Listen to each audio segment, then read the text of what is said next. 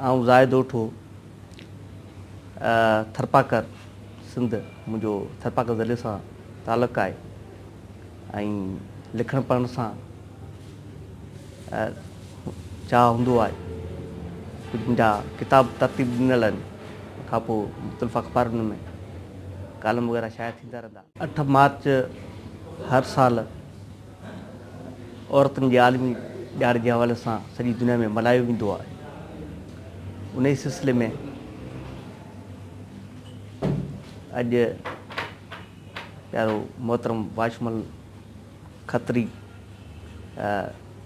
Views औरतुनि जे आलमी ॾियार जे हवाले सां, औरतुनि जे हक़नि जे हवाले सां वठणु चाहे थो। बुनियादी तौर ते असां वटि सिंध में ॿाराड़ी जे इलाइक़नि में शहरनि खे छॾे करे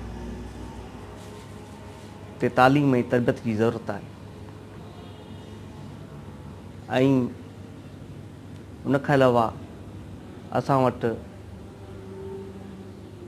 नंढी उमिरि में नियाणियुनि जे जेको शादियूं करायूं वञनि थियूं उन सां बि इलाही सारा अॻिते हली मनफ़ी असर थियनि था, त उन जे रोकथाम लाइ के उपाउ वरिता वञनि।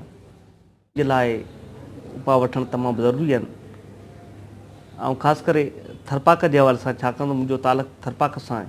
उते शहरनि खे छॾे करे थरपाकर जा जेके 2, 3, 7, 8 शहर आहिनि उन्हनि खे छॾे करे ॿाराड़ियुनि में नियाणियुनि जी तालीम न हुअण जे बराबरि आहे। स्कूल आहिनि, बिल्डिंगूं आहिनि, ॿार नियाणियूं बि मौजूदु आहिनि, पर उते टीचर्स न आहिनि, उते को रेगुलर तालीम जो को बंदोबस्तु न आहे। त तालीम नियाणियुनि जे लाइ तमामु ज़रूरी आहे ऐं उन सां ई मुआशिरे में सुधार।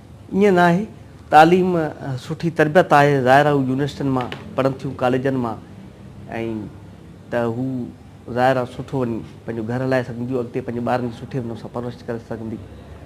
उन सां को तालीम ज़ाहिर आहे पिराइनि थियूं त उन सां सुठो मुस्बत ई असांखे उनजो नतीजो मिले।